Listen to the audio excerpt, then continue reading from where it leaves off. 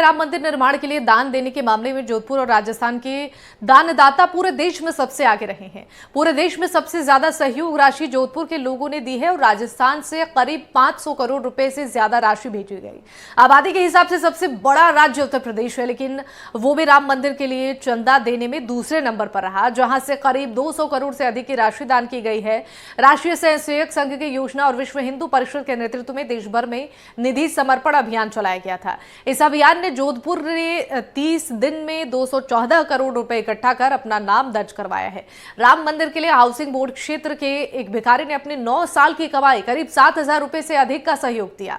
राम मंदिर निर्माण के लिए गए चंदे की पूरी जानकारी के लिए एनडीटीवी राजस्थान की टीम ने दानदाता और अभियान के पदाधिकारी से खास बातचीत की है। पेश है रिपोर्ट।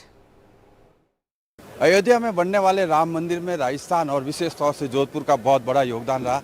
समर्पण निधि के नाम पर जिस तरह से पूरे देश भर से चंदा लिया गया था अयोध्या मंदिर बनाने के लिए, उसमें जोधपुर का नाम सबसे ऊपर आता है, क्योंकि जोधपुर से करीब 221 करोड़ रुपए है जो अयोध्या राम मंदिर के लिए इकट्ठा किए गए थे। हमारे साथ है घनश्याम जी ओझा, लघु उद्योग भारती के और विश्व हिंदू परिषद से और आरएसएस से, तमाम संगठनों से जुड़े और पूरी निधि संग्रहण में इनका सबसे बड़ा योगदान रहा था। सर, किस तरह से जोधपुर से सबसे ज़्यादा चंदा गया था और पूरे राजस्थान से अगर बात की जाए तो करीब 551 करोड़ रुपये चंदा गया था? भगवान राम हमारे आराध्य है। भगवान राम के लिए केवल हमें नहीं, प्रत्येक एक सनातन संस्कृति को मानने वाला व्यक्ति उसके लिए समर्पित होकर उन्होंने काम किया। एक 500 वर्षों के संघर्ष के बाद में हम लोगों को मौका मिला कि रामलला के लिए, भगवान राम के लिए हम लोग काम कर पाया, काम कर रहे हैं। जैसा आपने कहा, ये बिल्कुल सही बात है कि निर्मल जी गहलोत यहाँ साथ में खड़े हैं। तो जोधपुर से 100 करोड़ का लक्ष्य था, 100 करोड़ के सामने 214 करोड़ का जोधपुर से चंदा भगवान राम के लिए गया था।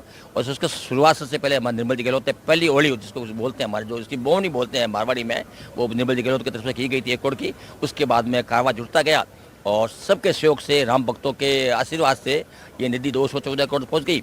और जैसे राजस्थान का नाम लिया आपने, निश्चित राजस्थान से भी 500 से अधिक करोड़ की सहयोग राशि भगवान राम के लिए गई है। और मैं तो इसमें और ऐड करूँगा कि जितने भी राजस्थान में रहने वाले, राजस्थान के मूल जो यहाँ के जन्मे, यहाँ के निवासी जो देश के अलग अलग राज्यों में रहते हैं, उन्होंने भी इस बार में बढ़ चढ़ कर हिस्सा लिया। अगर पूरे इस अभियान में देखें तो सबसे अधिक सहयोग राजस्थान को रहा और ये हमारी सौभाग्य की बात है। इसमें कोई ये कहने की बात नहीं है, क्योंकि चंदा दे के कहने की बात नहीं होती है, लेकिन सौभाग्य है और सबको जानकारी मिलनी भी चाहिए। तो राजस्थानियों ने बहुत अच्छा काम किया और सबसे बड़ी बात है कि जो काम हुआ उसके परिणाम हमको दिख रहे हैं। और आज बहुत 22 तारीख बिल्कुल सामने आ रही है और हम लोग तो बहुत भाग्यशाली है। और मैं और निर्मल जी और हमारे कुछ अन्य साथी प्रत्येक रूप से 22 तारीख में उस कार्यक्रम में सम्मिलित होने वाले होकर वहाँ भगवान रामलला की मूर्ति स्थापित होने को अपनी आंखों से देखेंगे। कह सकते हैं निर्मल गहलोत एक वो नाम है जो दानदाताओं में और भामाशाह के रूप में जोधपुर ही नहीं पूरे राजस्थान और देश भर में नाम है। सबसे पहले 1 करोड़ रुपये का चंदा दिया था। सर, किस तरह से आपके मन में यह भावना जागृत हुई और आपने सबसे पहले कदम बढ़ाते हुए 1 करोड़ रुपया दान दिया? ये एक तरह से हमारे इसको दान नहीं बोल के हमने समर्पण राशि यही बोला है सब जगह पर।